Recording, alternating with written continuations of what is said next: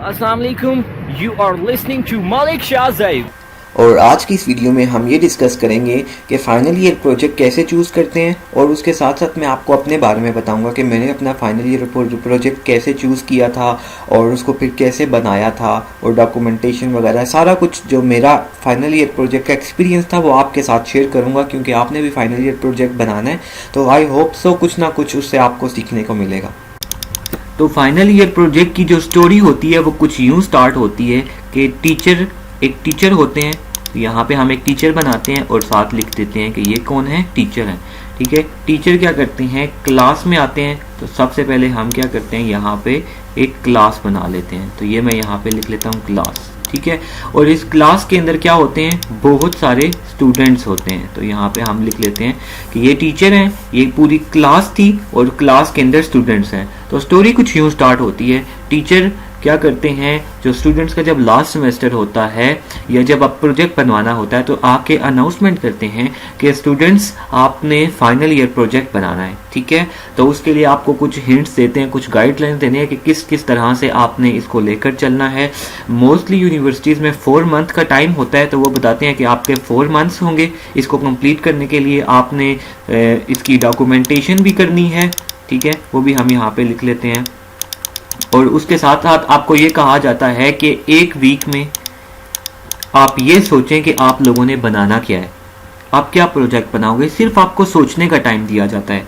ठीक है, जब एक वीक आप देखते हो कि मैंने क्या बनाना है, उसके बाद आपको ये कहा जाता है कि जो सेकंड वीक होगा उसमें आपने जो सोचा होगा, आपने जो डिसाइड किया होगा कि आपने बनाना क्या, आपने उसका प्रपोजल टीचर को सबमिट करवाना है। समझ आ गई बात।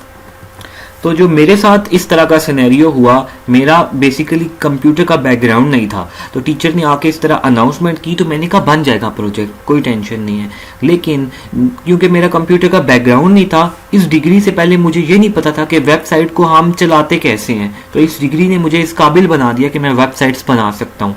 मुझे ये नहीं पता था कि एंड्रॉयड का प्ले स्टोर मतलब क्या होता है, सही तरह क्लियर नहीं था। हम ये पता था जस्ट एप्लीकेशंस डाउनलोड करते हैं, मुझे ये भी नहीं पता था एप्लीकेशन क्या होती है। तो मेरी ये हालत थी।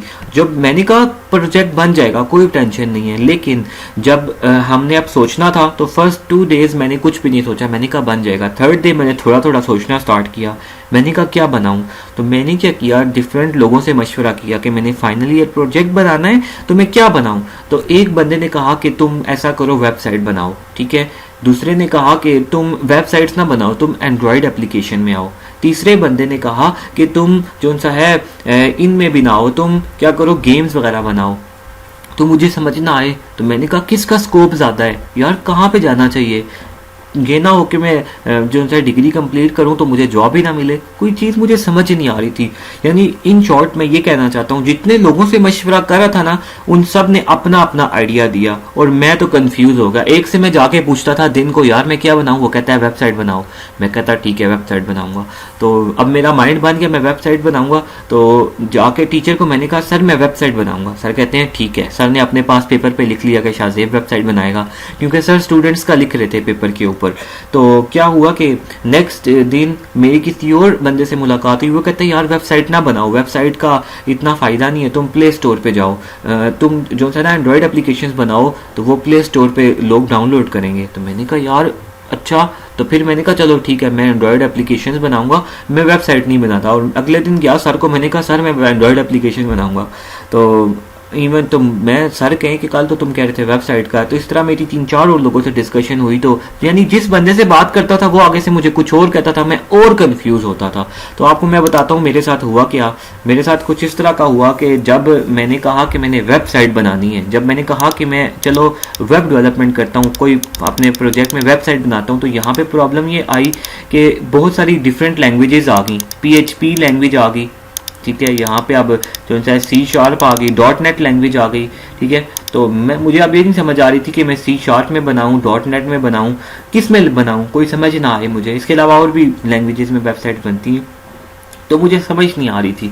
तो एक बंदे से मैंने पूछा कि यार PHP में बनानी चाहिए या C# में बनानी चाहिए, किसका स्कोप ज़्यादा है। तो मुझे पहले तो ये समझ में नहीं आ रही थी कि यार C# में जब वेबसाइट बन सकती है तो फिर PHP की क्या ज़रूरत थी।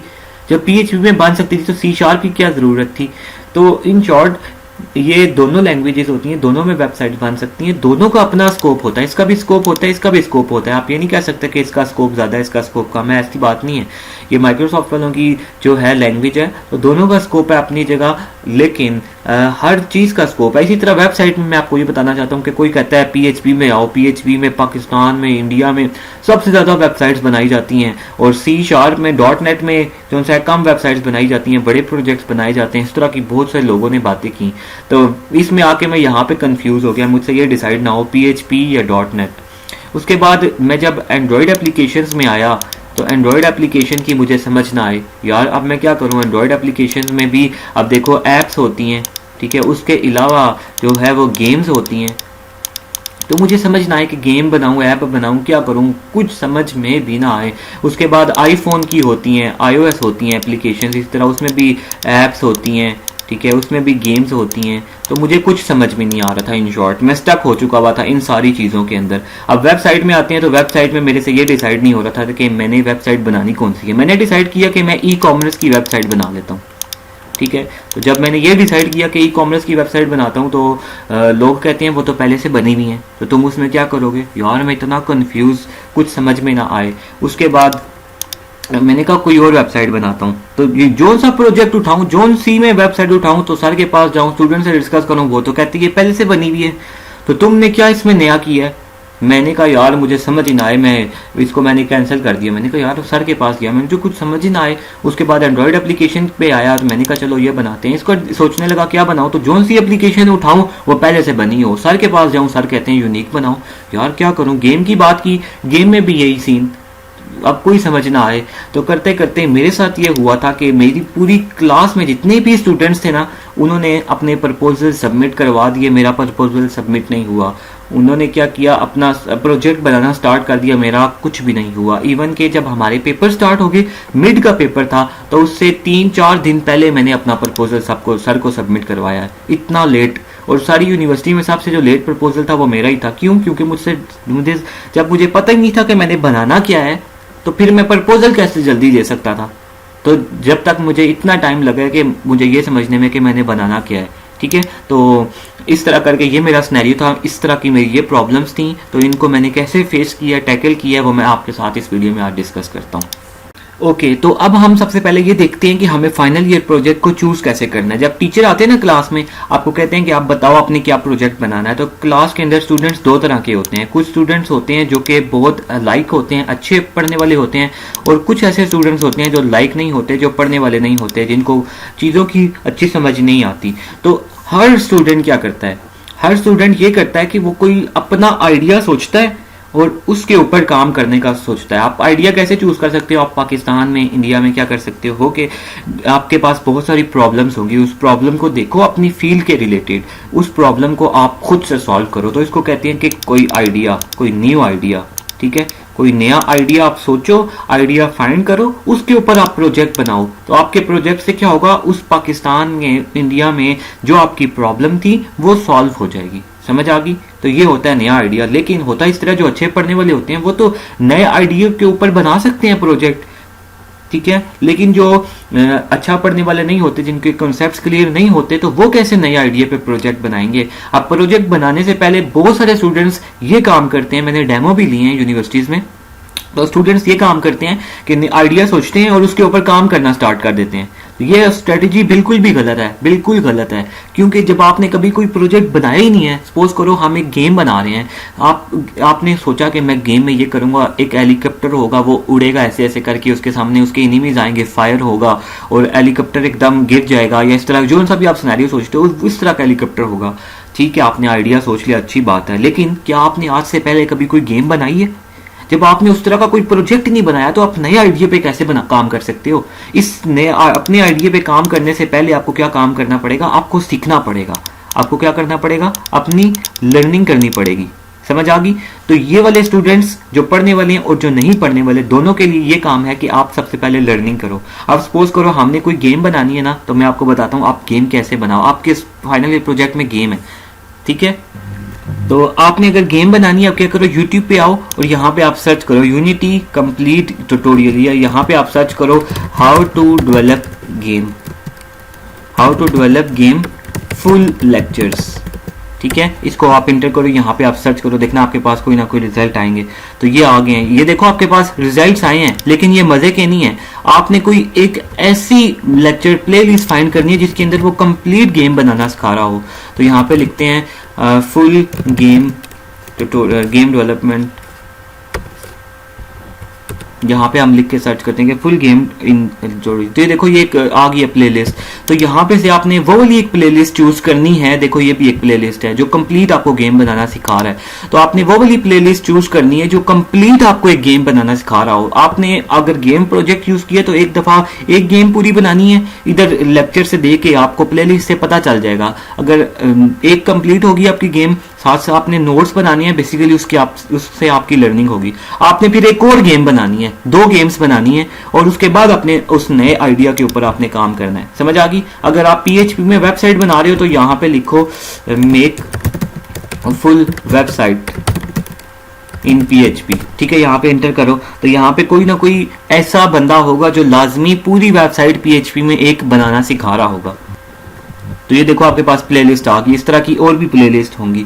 इसी तरह एक वेबसाइट आपने PHP में बना ली, एक और वेबसाइट बनाओ, 2 वेबसाइट्स होगी, उसके बाद अपने प्रोजेक्ट पे काम करो, ठीक है। तो इस तरह करके पहले आपने अपनी लर्निंग करनी है, उसके बाद नए आइडिया पे काम करना है। तो बेसिकली होता इस तरह है कि हमने कभी कोई प्रोजेक्ट बनाया नहीं होता। अब सपोज करो गेम बना रहे हैं, PHP की वेबसाइट बना रहे हैं, .NET में कोई बना रहे हैं, वेबसाइट बना रहे हैं, हमने उस तरह की कभी कोई वेबसाइट बनाई नहीं होती और नए आइडिया पे के ऊपर काम कर रहे होते हैं। जो जब प्रोजेक्ट आपने कभी बनाया ही नहीं तो नए आइडिया पे कैसे बना सकते हो? नए आइडिया पे काम करना तो जो अच्छे खासे डेवलपर होते हैं प्रोफेशनली, उनको भी सोचना पड़ता है। तो आपने तो कभी प्रोजेक्ट नहीं बनाया, इसलिए पहले कोई प्रोजेक्ट बनाओ, उसके बाद नए आइडिया के ऊपर आप इम्प्लीमेंट करो। उन प्रोजेक्ट बनाने का आपको फायदा ही होगा, उससे आपकी लर्निंग होगी, उसकी आपको समझ आ जाएगी, फिर आप ये वाला प्रोजेक्ट आसानी से बना सकते हो। तो मेरे लिए, मैंने अपने फाइनल ईयर प्रोजेक्ट में गेम चूज की थी, मेरे लिए भी बड़ी प्रॉब्लम्स हुई थी, मैंने भी बहुत प्रॉब्लम फेस की थी, मुझे कुछ समझ ही नहीं आ रहा था। तो मैंने क्या किया, यूट्यूब पे आया, यहाँ पे सर्च किया, एक पूरी गेम बनाई मैंने, उसके बाद एक और पूरी गेम बनाई मैंने, 2 गेम्स मेरे पास हो गई कंप्लीट। उसके बाद मेरा जो आइडिया था, मैंने क्या किया कि जो सा ना मेरा आइडिया जो था, मैंने जो गेम्स बनाई थी उनमें जो जो फीचर्स मैंने सीखे थे उन सबको मिला के ना मैंने एक गेम बना दी कि मुझे ये काम आता है, ठीक है। तो उस तरह करके मैंने बना दिया। अब आप भी प्रोजेक्ट कैसे चूज कर सकते हो, अगर आपको ये समझ नहीं आ रहा, आपसे डिसाइड नहीं हो रहा, तो आप क्या करो, यूट्यूब पे आओ, यहाँ पे आप सर्च करो, ठीक है। यहाँ पे आके आप सर्च करो कि फुल वेबसाइट इन PHP। एक वेबसाइट आपको मिली, इसी तरह और वेबसाइट होगी, वो देखो, इसी तरह एक और वेबसाइट देखो। तो 3-4 वेबसाइट्स आपने जो बनाना चाहते हो उस तरह की आपको मिल जाएगी, वहां से आपकी लर्निंग हो जाएगी। आपके पास क्या होगा, आइडियाज आ जाएंगे, आपके पास ये पता चल जाएगा कि मुझे कौन कौन से फीचर्स आ गए हैं। उन सारे फीचर्स को एक वेबसाइट से उठाया, दूसरे वेबसाइट से उठाया, तीसरे प्रोजेक्ट, 3 वेबसाइट्स आपने बनाई थी, तीनों से थोड़े थोड़े फीचर्स उठाओ, उनको मिलाओ और एक प्रोजेक्ट बना लो। तो वो जो प्रोजेक्ट बनेगा, तीनों में से कुछ फीचर्स अपनी मर्जी के उठा के आप बनाओगे, वो यूनिक होगा। और कोई टीचर आपको कहेगा कि ये तो पहले भी बना हुआ है, आप कह सकते हो कि ये कहाँ पे बना हुआ है, मुझे भी दिखाएं। वो जो बना हुआ है उसके अंदर ये वाला फीचर है, उसके साथ ये वाले 2 फीचर्स नहीं है जो आपने दूसरी वेबसाइट से उठा के डाले थे, ठीक है। तो ये सबसे बेस्ट वे है, आप अपना फाइनल ईयर प्रोजेक्ट चूज कर सकते हो और सबसे आसान बनेगा और उसमें आपको हेल्प भी मिलेगी। अदरवाइज ऐसा होगा कि आप नए आइडिया पे डायरेक्ट इंप्लीमेंट करने की कोशिश करोगे, स्टार्ट करोगे, तो उससे क्या होगा, स्टार्ट में शायद आप प्रपोजल जमा करवा दो, लेकिन जब गेम बनाना स्टार्ट करोगे, प्रोजेक्ट बनाना स्टार्ट करोगे, तो होगा ऐसे कि वहां पे आप दरमियान में उसके आगे स्टक हो जाओगे। सीनियर से हेल्प लोगे तो वो भी आपकी स्टार्ट में हेल्प कर लेंगे, लेकिन बहुत ज्यादा जब उनसे आप कहोगे तो वो भी आपकी हेल्प नहीं करेंगे, वो कहेंगे ये हर वक्त पूछता ही रहता है। इसलिए आपने खुद प्रोजेक्ट बनाना है, आप अपनी मदद खुद करोगे तो तब ये प्रोजेक्ट बनेगा। और हिम्मत नहीं हारनी, एक अच्छे जज्बे के साथ मेहनत करनी है और इस फाइनल ईयर प्रोजेक्ट से आप बहुत कुछ सीखोगे, ठीक है। इसलिए कोशिश करो कि किसी से बनवाओ ना, खुद बनाओ। अगर खुद बनाओगे तो आपके कंसेप्ट क्लियर होंगे, जब जॉब के बाद इंटरव्यू के लिए जाओगे तो आपके कंसेप्ट क्लियर होंगे, इंटरव्यू भी आपके अच्छे होंगे और जॉब भी आपको जल्दी मिल जाएगी। तो फाइनली कंक्लूड करते हैं, मैंने आपको कौन से मेथड्स बताए हैं प्रोजेक्ट बनाने के लिए। वो ये है कि सबसे पहले आप पाकिस्तान में या आपके जो कंट्री है उसमें आप देखो कि कौन सी प्रॉब्लम है, जो प्रॉब्लम है उसके ऊपर एक आप उसको सॉल्व करने के लिए आप प्रोजेक्ट बना सकते हो। एक ये हो गया। सेकंड ये है कि आप यूट्यूब ओपन करो, वहां से उसी लैंग्वेज का, सपोज करो PHP में हमने वेबसाइट बनानी है, ठीक है। तो यहाँ पे हम लिखते हैं PHP में पहली वेबसाइट, ठीक है, पूरी वेबसाइट बनाना सिखा रहा होगा। इसी तरह PHP में सेकंड वेबसाइट, इसी तरह PHP में थर्ड वेबसाइट, ठीक है। तो ये आपके पास 3 वेबसाइट्स आ गई बनी हुई, ये आपको कंप्लीट बनाना आ जाएगी, इससे आपकी बहुत ज़्यादा लर्निंग होगी। कुछ फीचर्स आप इससे उठाओ, 2 फीचर्स आप इससे उठाओ, 2 फीचर्स आप इससे उठाओ और 2 फीचर्स आप इससे उठाओ। तो कितने फीचर्स हो गए आपके पास? 6। इन 6 फीचर्स की एक नई वेबसाइट बना लो, और ये क्या होगी? ये यूनिक भी होगी। मैंने अपनी गेम इसी तरह करके बनाई थी, ये स्ट्रेटेजी थी, ये सबसे बेस्ट है, ठीक है। इसी तरह .NET की है तो वो भी ऐसा ही है, समझ आ गई ये बात की। और उसके अलावा थर्ड ये है कि अगर आपको ये भी सूट नहीं कर रहा तो आप क्या कर सकते हो, किसी सॉफ्टवेयर हाउस में इंटर्नशिप कर लो, जो कि सबसे बेस्ट है, जिससे आपकी बहुत ज़्यादा लर्निंग होगी, ठीक है। और उसके अलावा आप किसी से अगर कहते हो बनवाने की बात करते हो तो वो उसको को मुझे बना के ना दे, आप उसको को कि मुझे बनाना सिखाए, आप उससे सीखो, ठीक है। इससे आपके मार्क्स भी अच्छे आएंगे, डॉक्यूमेंटेशन भी अच्छी होगी, जब आपका वाइवा होगा तो आपको हर चीज़ क्लियर होगी कि कौन सी चीज़ क्यों की गई है। तो ये मेथड्स होते हैं कुछ अपने प्रोजेक्ट को सिलेक्ट करने के लिए। उसके अलावा आपको एक चीज़ और बता दूं कि कुछ प्रोजेक्ट्स होते हैं जो बहुत कॉस्टली होते हैं, जिस पे बहुत ज़्यादा पैसे लगते हैं, ठीक है। अब हम चूज़ कर लेते हैं लेकिन हमें पता नहीं होता कि इसके लिए तो हमें ये हार्डवेयर भी परचेज करना पड़ेगा।